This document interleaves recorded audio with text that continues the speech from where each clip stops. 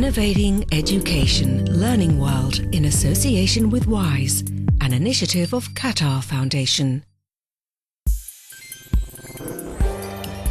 The world is full of famous people who leave a big impact on people's lives, but there are some inspirational stories of people who have been working silently to make a difference to others. Who are they and what have they done? Let's find out. Imagine living in a war-torn area with the needs and struggles of hundreds of people weighing on your mind. Could you help them rebuild their broken lives? Now we go to Gaza to meet one woman who is doing just that. Gaza City. 600 displaced people are living in this centre. Susan found refuge in just such a school during the war. This prompted her decision to help people who suffered, like her. I started working in the shelter because I'm a displaced person like anyone else here. I've been in hard circumstances like them, and I know what they need. Because on July 17th last year, I had to evacuate my house and I had to escape, just like them. But to become this centre's manager, this 38-year-old woman faced many problems. First from her family and her husband, who opposed her taking on the new job, then winning the trust of people. Most of the people in the shelter are from east of Shujaiya and Zaytun, border areas. Their culture is limited and tough. They didn't accept a woman to direct or lead them, so I started merging them into different committees to overcome this challenge.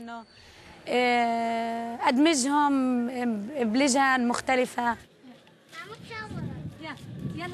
the beginning, Susan was in charge of food distribution and meeting the community's basic needs.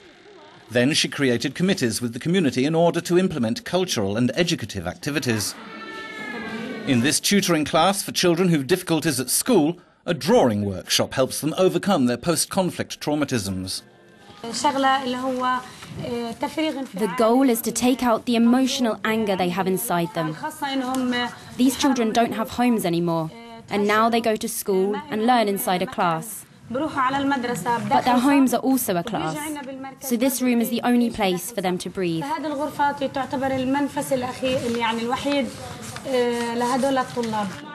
Susan's goal is to fill the free time of the children and make them feel at home. For those who are too young to go to school, she opened a kindergarten. All these initiatives help her improve herself, she says. I learned honesty, willpower, strength, confidence. As long as I have them, I can overcome anything, no matter how hard it is. I can overcome and be creative as well. No matter what happens to me, with all of this, I will overcome any issues. Susan also noticed that women didn't have anything to do all day because they didn't have homes or work anymore. So she set up a workshop for them. We contacted women's associations. They teach them how to weave the wool and how they can sell their products and get benefits from their work.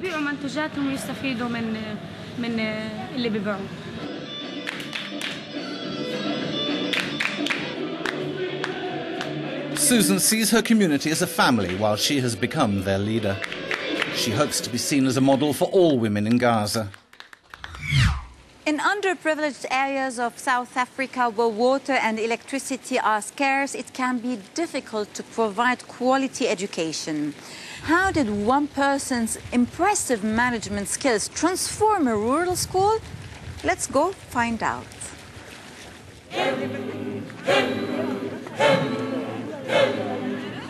In South Africa today, inequality in education is still based on race, but also on class and region.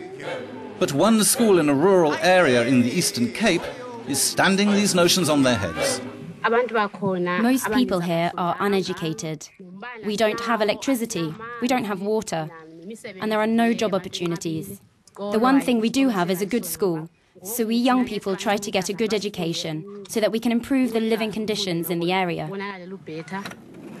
In 1986, after parents campaigned for a school in their area, Mpondombini Secondary School finally opened. But it struggled to find its footing for years with limited resources and a lack of leadership. When Edward Gabada became headmaster in 2001, only an abysmal 23% of students passed the grade 12 exam. When I started here to change things, it was easy because I realized it's not the teachers who are not working, it's the management which is not making them work. Gabada's excellent leadership has turned the school around. Despite a lack of books and other resources and not enough government support, in 2014 the pass rate was an incredible 96%. We teach them, we guide them, we motivate them. You cannot just come here, sit here the whole day, go back home, nothing comes out. Which is in your eye. Mpondombini has 985 students and class sizes range from 30 to 90 pupils. Gabada has achieved his success with high expectations, a deep passion to help his students learn and grow, and getting parents to engage in their children's education. Why? There's one thing I believe in. A parent sending a learner to the school. There's something in that parent. That parent wants that learner to be educated, although the parent is not educated.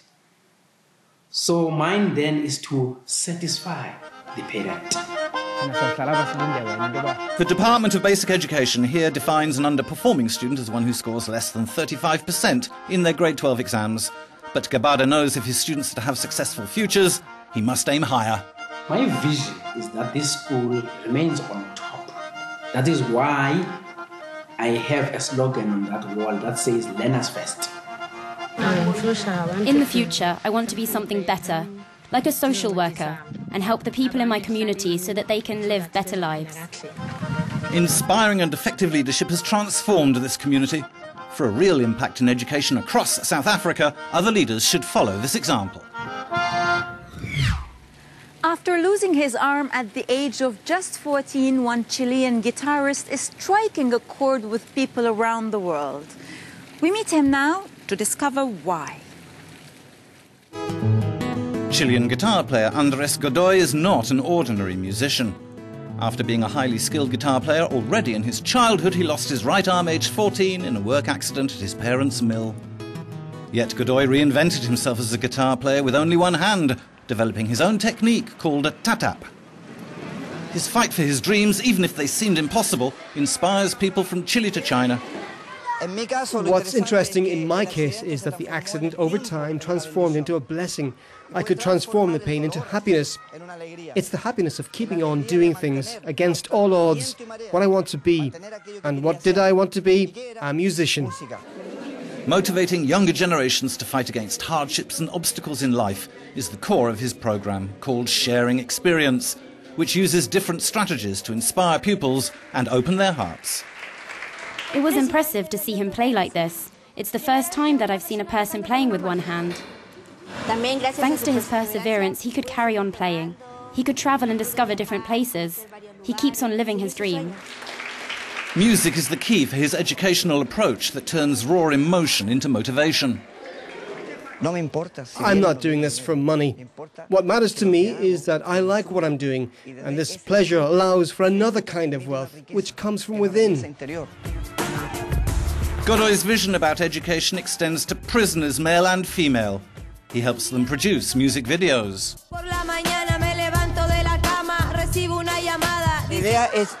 The idea is to use our experiences in order to rehabilitate the prisoners, those that committed mistakes and are now in prison.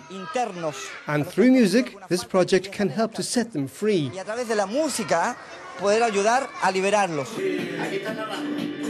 His work in prisons is not limited to his native Chile. Andrés Godoy has also played concerts in prisons in Europe in an attempt to inspire those who've fallen out with society to a new start in their lives.